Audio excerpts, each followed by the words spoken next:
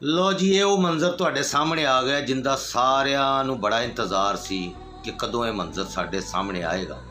तो वेख लो, हाँ जी, ये कोई रेगिस्तान नहीं, ये फलस्तीन के उन्होंने मजलूमां के घर ने कि जिन्हां दे उत्ते रीझां ला ला के दुनिया दीयां फौजां ने अपना हथ सीधा किया, क्योंकि अगे उन्होंने बड़े वड्डे काम करने ने। ये कोई हिंदू मुस्लिम सिख ईसाई की लड़ाई नहीं है, एक शैतान की लड़ाई है इंसानियत दे नाल।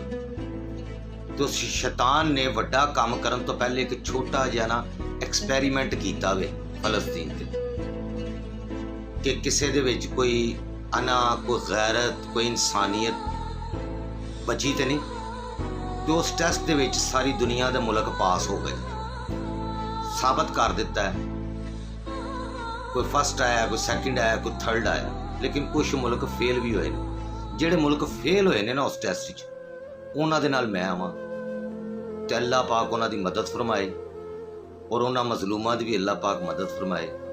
रब सोना, गॉड जो भी कह लो, उही मदद कर सकदा। ते उहदे लई ओह देख रहे ने खुले आसमान नाल, क्योंकि इंसानां ने ते चुप दी इंतहा कर छड्डी, अखीर हो गई।